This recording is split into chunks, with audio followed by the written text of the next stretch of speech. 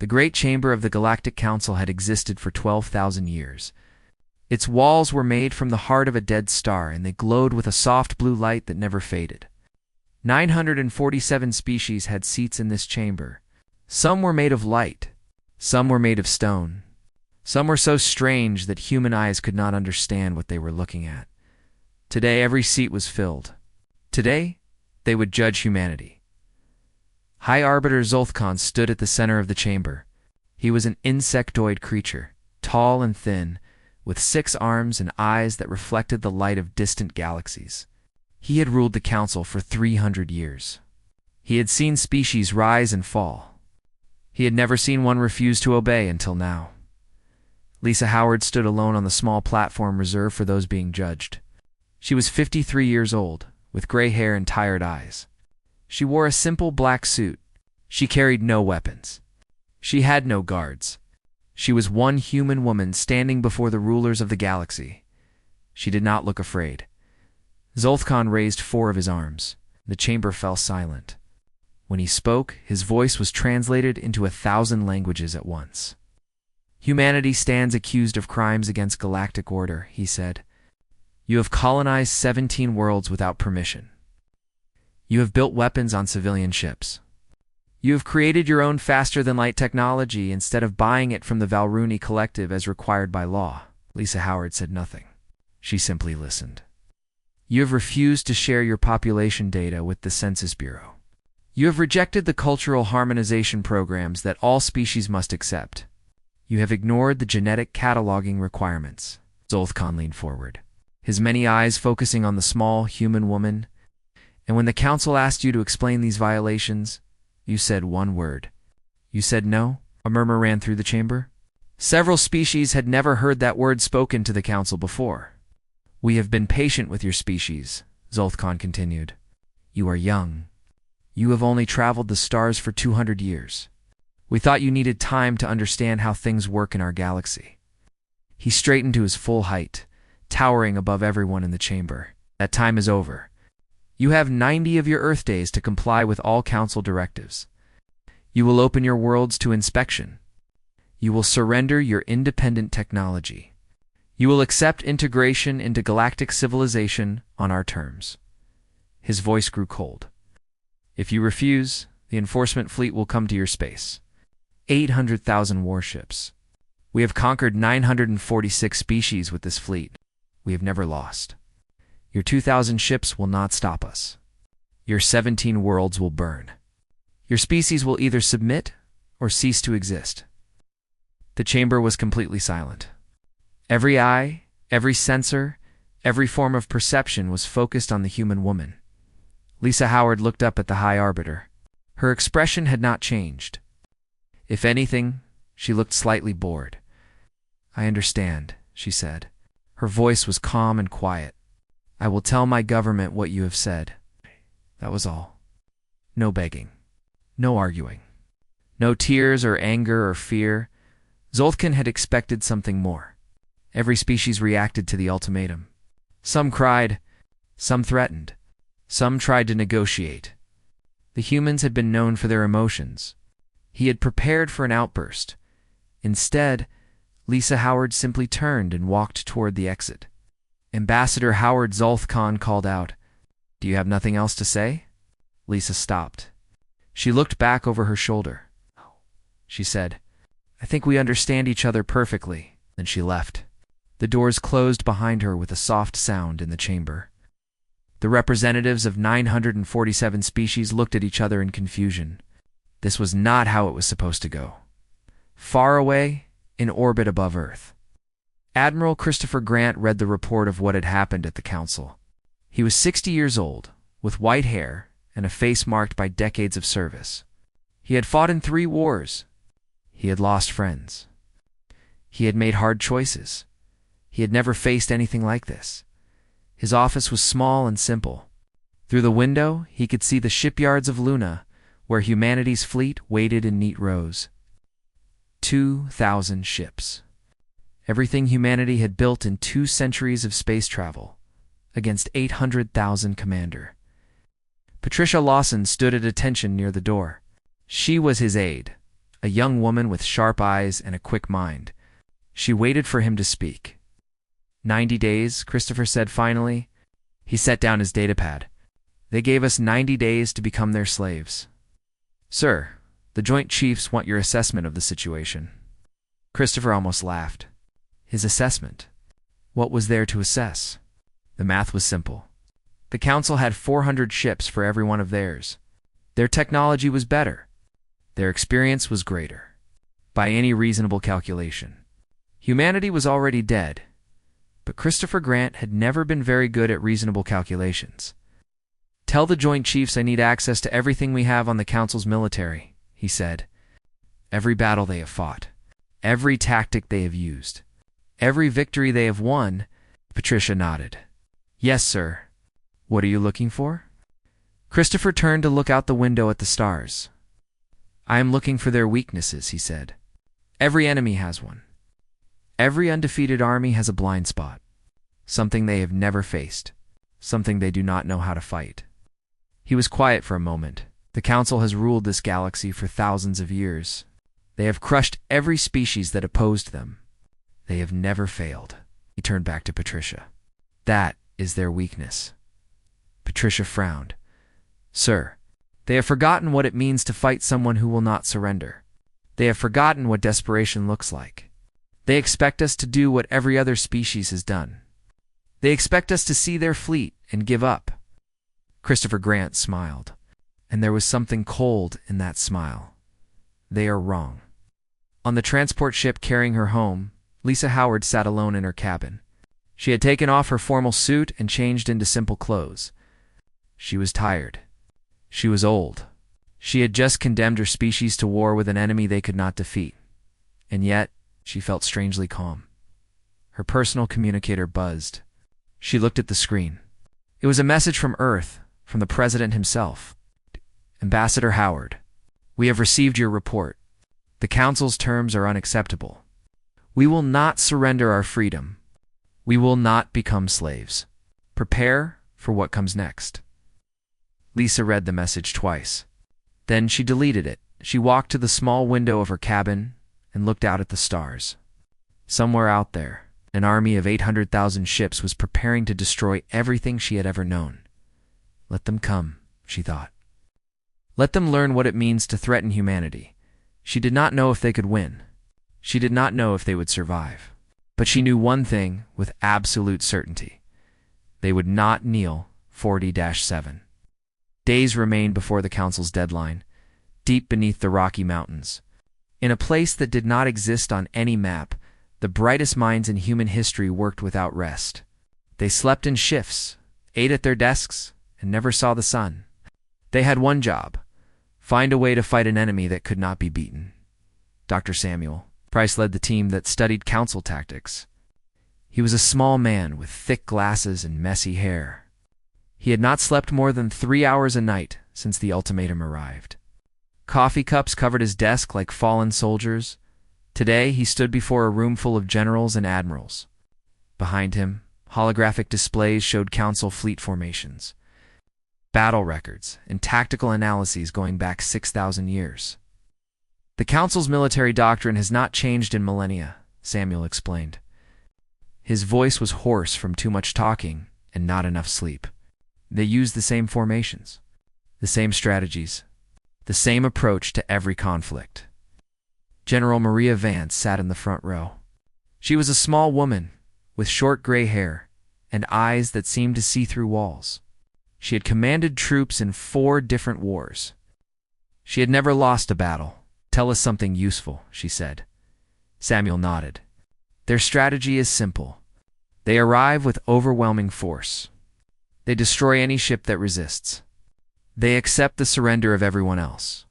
It has worked 946 times. They see no reason to change. They switch the display to show technical specifications. Their ships are better than ours in every way. Faster, stronger shields. More powerful weapons. If we fight them directly, ship to ship, we lose. It is not even close. The room was silent. No one liked hearing this, but no one could argue with it. However, Samuel continued, they have a weakness. The Council has been at peace for 4,000 years. Their commanders have never faced a real enemy. They train for war, but they have never experienced it. They have forgotten what it feels like to lose. He looked around the room. More importantly, they have never faced an enemy that refused to surrender. Every species they conquered eventually gave up. The Council does not know how to fight someone who would rather die than submit. Maria leaned forward. So what do you suggest? We do not try to beat them in a fair fight. We change the rules of the game entirely. In another part of the facility, weapons engineer Catherine Blake was working on exactly that. Catherine was 41 years old. With red hair pulled back in a practical ponytail and grease stains on her lab coat, she had built weapons for the military for 15 years. She had never built anything like this. Her team called it the Spite Engine. It had no official name because officially it did not exist. Council shields are designed to absorb energy weapons, Catherine explained to her team. They stood around a holographic model of the device, studying its components. Lasers, plasma, particle beams. Their shields can handle anything that runs on power. She zoomed in on the core of the design. But their shields have a blind spot. They do not recognize kinetic weapons as a threat. Why would they? No civilized species uses something so primitive. It would be like bringing a rock to a laser fight. Her assistant, Daniel Porter, frowned at the display. So we are going to throw rocks at them? Essentially, yes. Catherine smiled. Very big rocks moving very fast. Tungsten rods, each one the size of a telephone pole. Accelerated to 97% of the speed of light. At that speed, a single rod carries more energy than a nuclear bomb. And because it has no energy signature, their shields will not even try to stop it. The rod will pass through like the shield is not there. Daniel stared at the numbers. That is... brutal. Yes, Catherine agreed. That is the point. We cannot outfight them. We cannot outthink them. But we can hurt them in ways they've never imagined. We can make them bleed. She looked at her team. Maybe if we make them bleed enough, they will decide we are not worth the trouble. Above ground, life continued as if nothing was wrong. The governments of Earth had decided not to tell the public about the Council's ultimatum. There would be no panic, no chaos. People would live their normal lives until the very end. In Nebraska, a farmer named Gregory Adams watched military trucks roll past his property every day. He did not know where they were going. He did not ask. He just waved at the young soldiers, and they waved back. He had served in the army 40 years ago. He knew what it looked like when a country prepared for war. He had seen the fear in those young faces. But he had also seen something else. Determination in Seattle. A high school teacher named Nancy Sullivan taught her history class about Thermopylae. 300 Spartans against 1,000,000 Persians. Everyone knew the Spartans would lose. Everyone knew they would die. They fought anyway. Her students listened with unusual attention. Some of them had parents in the military. Some of them suspected that something was happening. Something big and terrible and secret. Nancy did not tell them the truth. But she taught them what humanity had always done when faced with impossible odds. They stood. They fought. They refused to give up.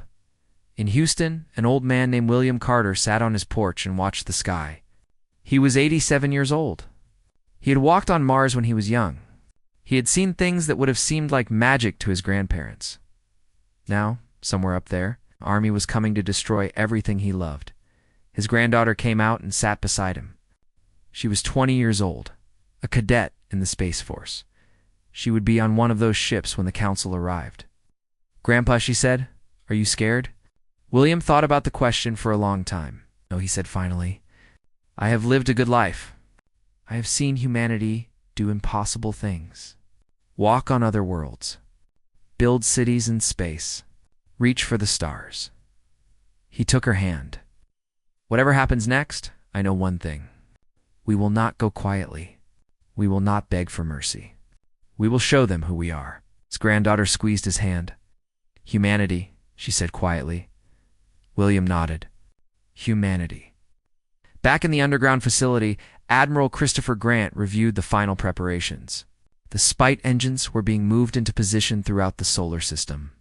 The fleet was being equipped with new weapons and new tactics. Everything that could be done was being done. Patricia Lawson handed him a report.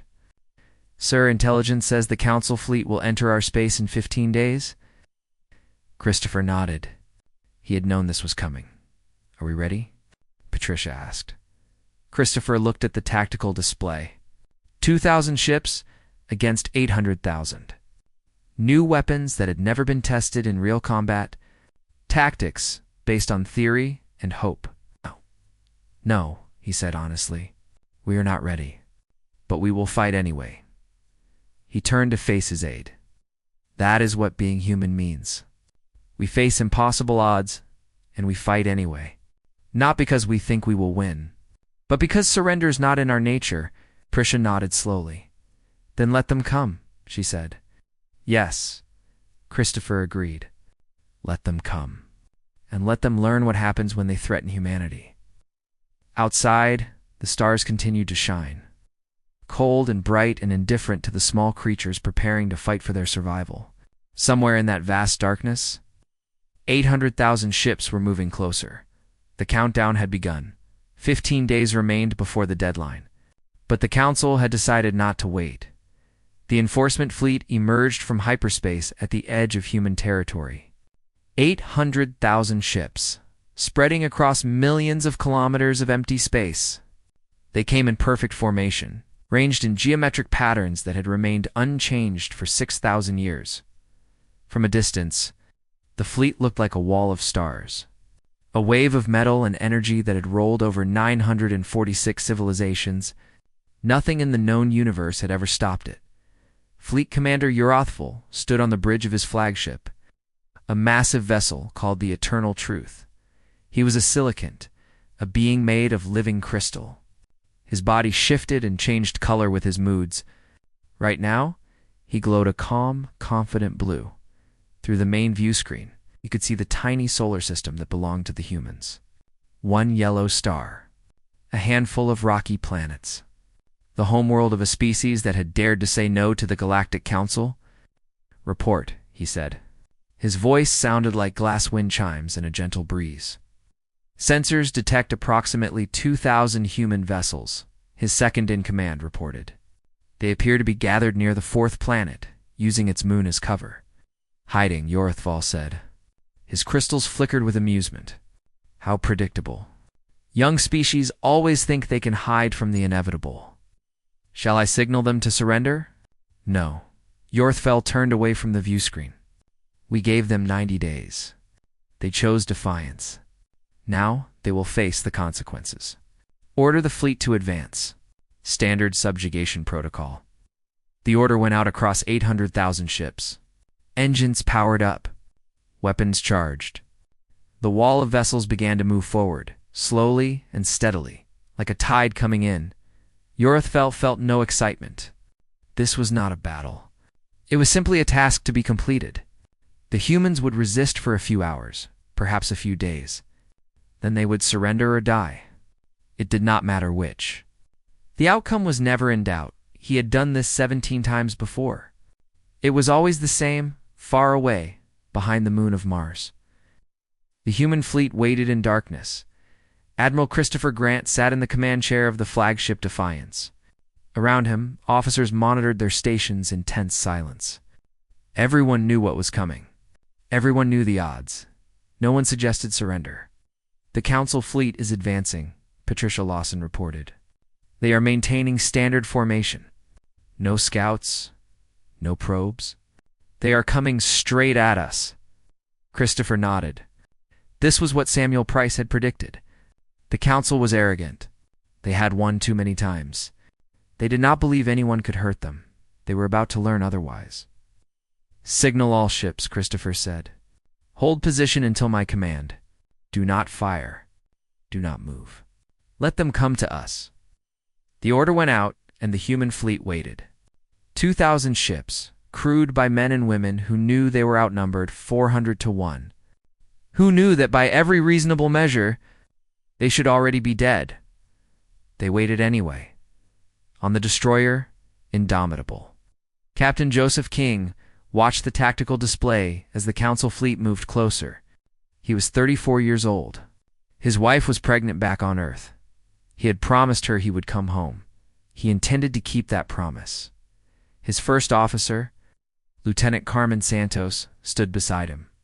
She was young, barely 25, but she had a steadiness that older officers respected. "Captain," she said quietly, "do you think this will work?" Joseph looked at her. He could lie. He could give her false confidence.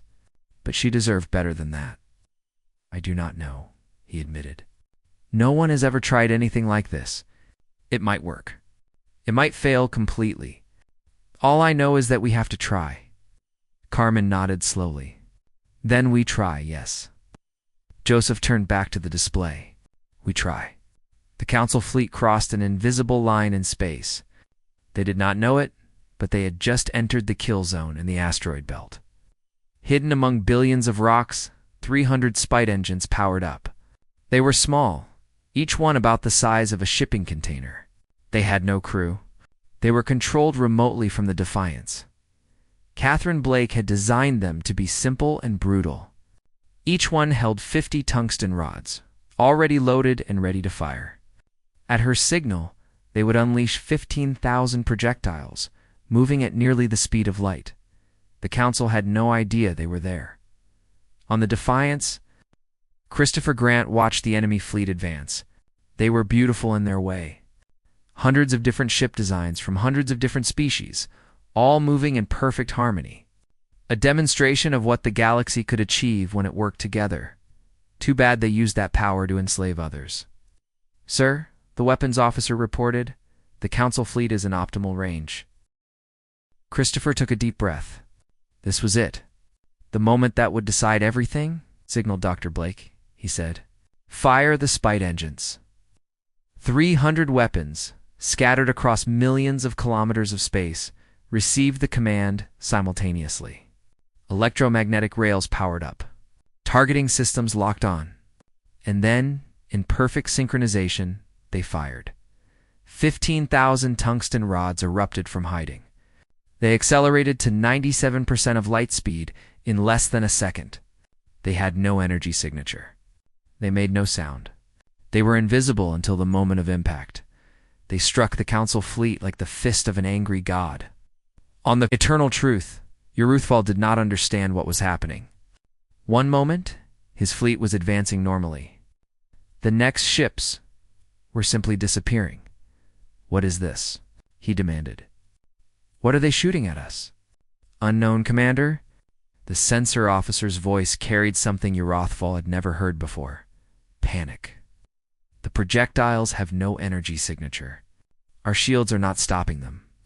Uruthval watched in horror as 18,000 of his ships vanished in the first 30 seconds. Not destroyed in battle. Not damaged in retreating. Simply gone, as if they had never existed. Another wave of rods struck. Another 12,000 ships died. Turn fire. Uruthval commanded, "Find those weapons and destroy them." His ships tried. They searched for the source of the attack. They fired at the asteroid belt, at empty space, at anything that might be hiding the enemy. But the Spite engines were small and scattered. For every one the Council destroyed, 10 more kept firing. And now something new appeared on the sensors. "Commander, the human fleet is moving." Uruthval turned to the view screen. 2,000 human ships were emerging from behind Mars. They were not coming in formation. They were scattered, moving independently. It's like a swarm of insects rather than a proper fleet. This was not how civilized species fought. This was chaos. But chaos, Uruthval was beginning to realize, was exactly what the humans wanted. The human ships were small and fast. They targeted Council vessels that had already been damaged by the tungsten rods. They swarmed around the larger ships, hitting them from multiple angles at once. Captain Joseph King brought the Indomitable into the heart of the battle. His ship twisted and turned, avoiding enemy fire through patterns that no targeting computer could predict. "Target that Dreadnought's engine section," he ordered. "Fire everything." The Indomitable's missiles were crude by Council standards. Chemical explosives. primitive technology that the galaxy had abandoned thousands of years ago, but they worked. The missiles struck true, and the Council Dreadnought's engines exploded in a cascade of fire. The massive ship began to drift, helpless and dying. All around the battlefield, similar scenes played out. Human captains took risks that no sane commander would take. They flew too close, attacked too recklessly, pushed their ships beyond all safe limits. Some of them died. Many of them died, but they took their enemies with them. After 6 hours of fighting, the numbers told a story that no one in the galaxy could believe. The Council had lost 140,000 ships. The humans had lost 800. Yorothval stared at the tactical display. His crystalline body had gone dark, almost black. In 6,000 years, the enforcement fleet had never suffered losses like this. Never faced an enemy who fought with such complete disregard for their own survival. He had come here expecting an easy victory. He had found something else entirely. "Commander," his second said quietly. "What are your orders?" Yorothval was silent for a long moment. He thought about pressing forward. He still had over 600,000 ships. He could still win, but at what cost? How many more would die before the humans were defeated? And even then, would they surrender? Or would they keep fighting until every last one of them was dead? For the first time in his very long life, Yorothval did something no council commander had ever done. "Signal the retreat," he said. "All ships withdraw from human space." The order spread across the fleet. Slowly, painfully, the survivors of the greatest military force in the galaxy turned and ran. Behind them, the human fleet did not pursue. They simply watched, battered and bleeding, but still standing, still defiant. The battle of Soul was over, and against all odds, humanity had won.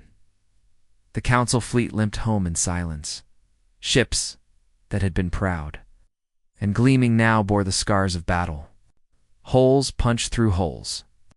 Engines running at half power, medical bays overflowing with wounded.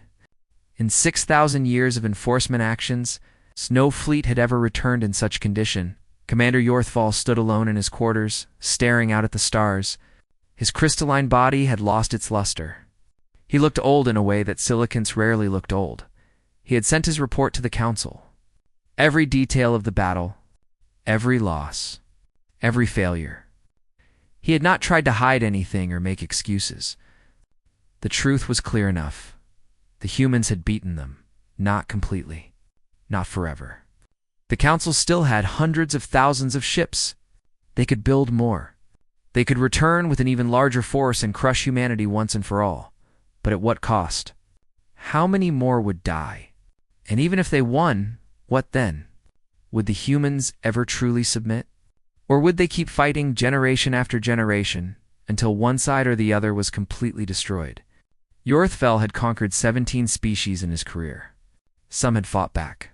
Some had resisted for years, but eventually they had all given up. They had all seen the futility of opposing the Council. The humans were different. He remembered watching their ships in battle, the way they flew into certain death without hesitation, the way they rammed Council vessels when their weapons failed, the way they cheered on the communications channels even as they died. They were not fighting to win. They were fighting because surrender was simply not possible for them. It was not part of their nature. They would rather die than live as slaves. Yorothval had never encountered such a species. He did not know how to fight them. He did not know if anyone could. Back on Earth, the celebrations were quiet and short-lived. Admiral Christopher Grant stood in the command center beneath the Rocky Mountains, watching the reports come in.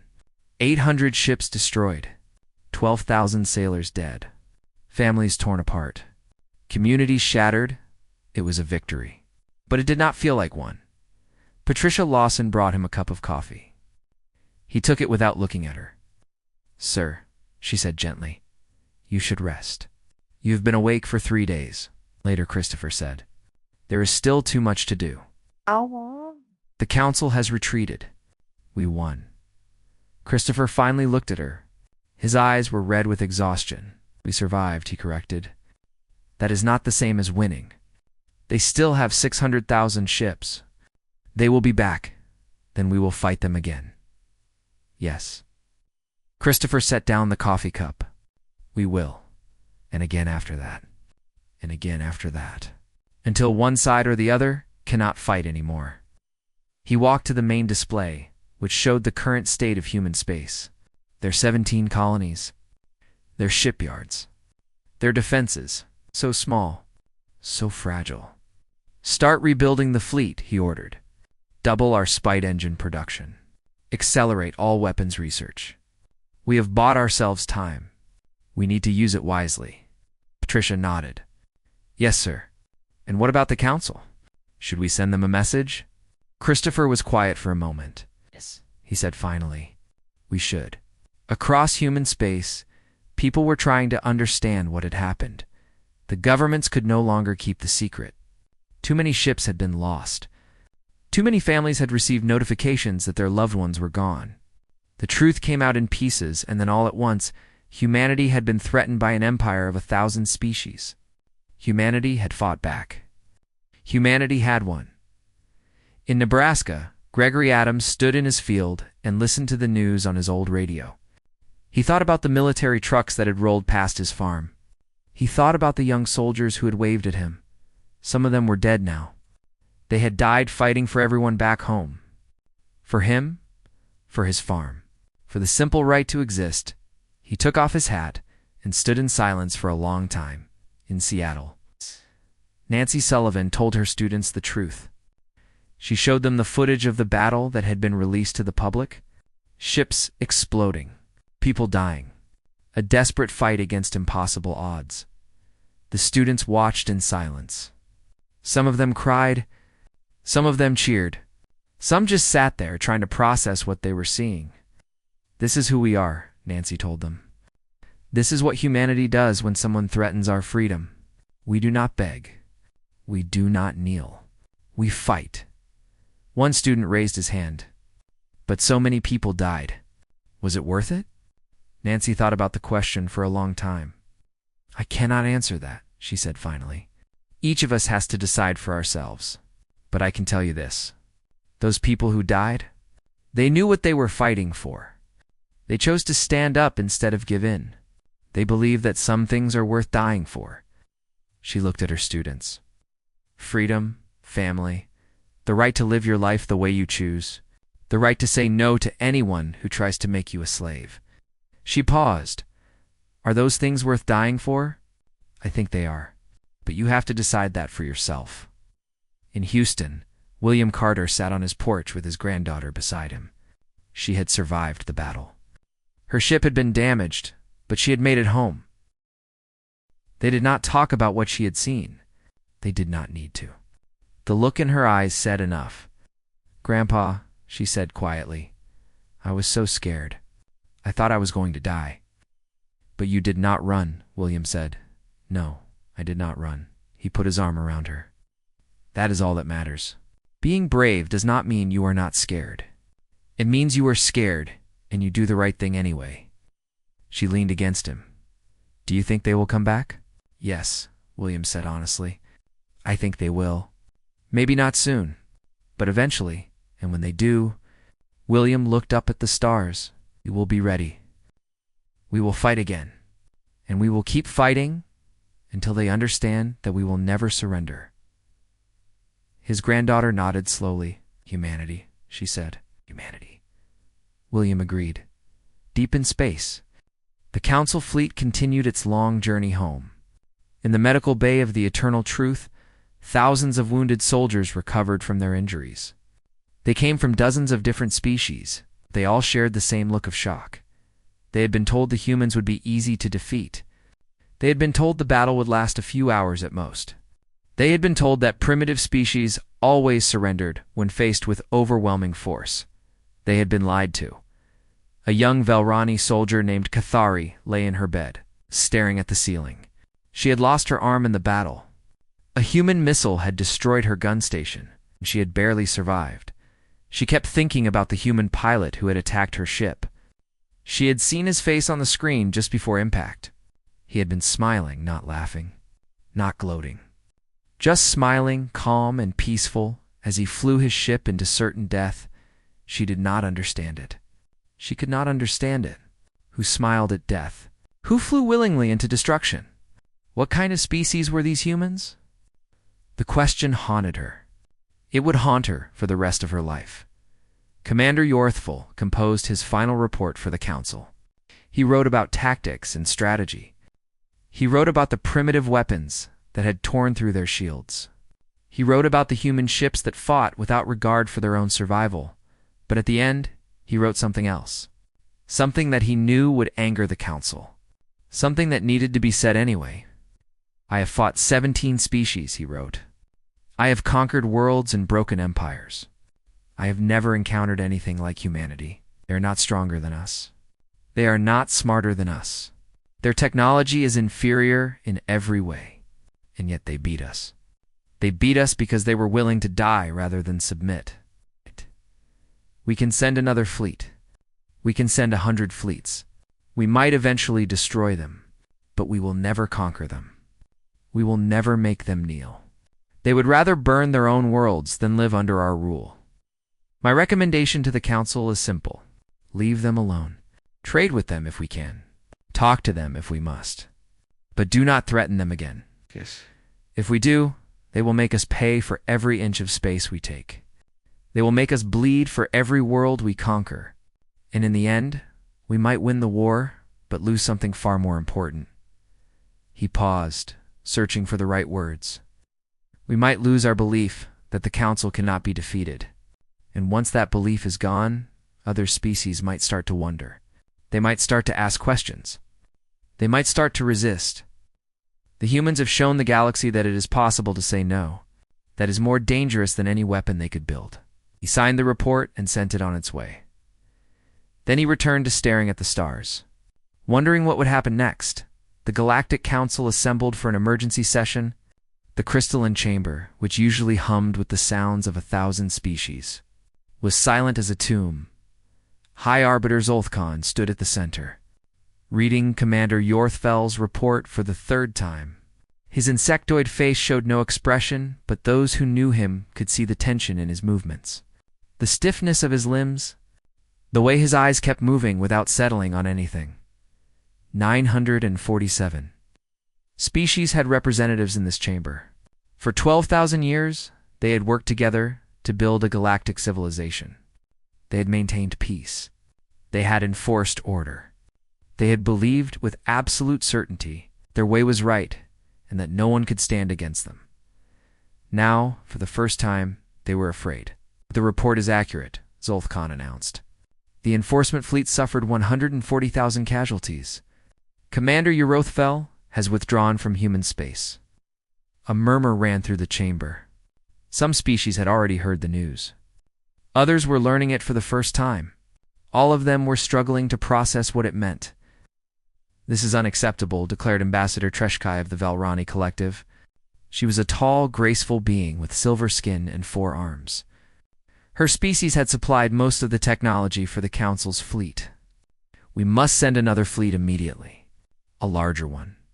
We cannot allow primitives to defy us. And how many ships would we lose? Asked a small beetle-like creature from the consortium of mines. 200,000? 300,000. How many is too many? It does not matter how many, Treshkai insisted. If we let the humans go unpunished, other species will see it. They will think they can resist us too. The order we have built for 12,000 years will begin to crack. The debate continued for hours. Some species wanted to crush humanity at any cost. Others wanted to negotiate. A few quietly suggested that maybe, just maybe, the Council should leave the humans alone. Zolthkon listened to all of them. He said nothing. He was thinking about Yorthfel's report. About the warning at the end, the humans have shown the galaxy that it is possible to say no. That was the real danger. Not the human fleet. Not their primitive weapons. The idea, the example they had set for every other species watching from the shadows. If the Council attacked again and failed again, that idea would spread. If they attacked and won but paid a terrible price, that idea would still spread. There was no military solution to an idea. Finally, Zoltkhan raised his arms for silence. "The humans have sent us a communication," he said. "B. For we decide what to do, we should hear what they have to say." The holographic display activated, and Admiral Christopher Grant appeared before the council. He looked older than he had in the intelligence reports. Tired, gray, but his eyes were still sharp, and his voice was steady. "To the Galactic Council," he began. "You came to our home with threats. You demanded our submission. You expected us to kneel." He paused, letting the words sink in. "We gave you our answer. It was not the answer you wanted. Perhaps you thought we would change our minds after seeing your fleet. Perhaps you thought the destruction of your ships would make us reconsider." His expression hardened. "It has not." Christopher leaned forward slightly. "We do not want war with the Council. We never have. We simply want to be left alone to live our lives and chart our own course among the stars. We are not trying to conquer anyone. We are not trying to spread our way of life. We just want to be free. But if you force us to fight, we will fight. Not for glory. Not for empire. Just for the simple right to exist on our own terms." His voice grew cold. "You have 600,000 ships remaining. We have already begun building more weapons. We have ideas you have not seen yet. Things we did not want to use because we hoped they would not be necessary. Push us, and they will become necessary." Christopher straightened in his chair. "So here is our response to your final warning. Send another fleet, and we will destroy it. Threaten our colonies, and we will strike at yours. Try to starve us out, and we will find ways to hurt you that you cannot imagine. Or, ... Double quotes, his voice softened slightly. "Leave us in peace. We are not your enemies, unless you make us your enemies. We can trade with you. We can talk with you. We can even be friends with you, if you let us. But we will not be your slaves. We will not be your subjects. We will not bow to anyone." He paused. "The choice is yours. But remember this. We did not start this conflict. We merely ended it." The recording ended. The chamber was silent for a long moment. Then slowly Zoltkhan spoke. "The council will deliberate, but I believe," he paused, choosing his words carefully. "I believe that humanity is best left alone. For now, the vote was not unanimous. Some species still wanted revenge, but the majority agreed. The cost of conquering humanity was simply too high. Better to let them have their little corner of the galaxy than to lose another 100,000 ships trying to take it. From them, the decision was made. The war was over. Humanity had won, far away. In the command center beneath the Rocky Mountains, Christopher Grant watched the council's session through intercepted communications. Beside him stood Lisa Howard, Samuel Price, Maria Vance, and the other leaders who had guided humanity through its darkest hour. "They are backing down," Lisa said quietly. Christopher nodded. "For now, they will be back someday. Species like that do not accept defeat easily. They will wait. They will watch. They will look for weakness. And when they come back..." Christopher looked at the people around him. Scientists and soldiers, diplomats and engineers, ordinary human beings who had done extraordinary things. When they come back, we will be ready. We are always ready. That is what they do not understand about us. He turned to face the main display, which showed Earth hanging in the darkness of space. Small and blue and fragile, home to 8 billion people who had almost lost everything. We are not the strongest species in the galaxy.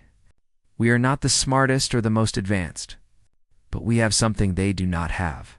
Something they cannot buy or steal or conquer. Maria Vance smiled slightly.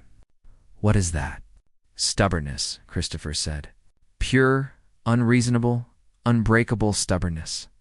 The refusal to give up even when giving up is the logical choice. The willingness to keep fighting when there is no hope of victory." He looked at his colleagues. "That is what being human means.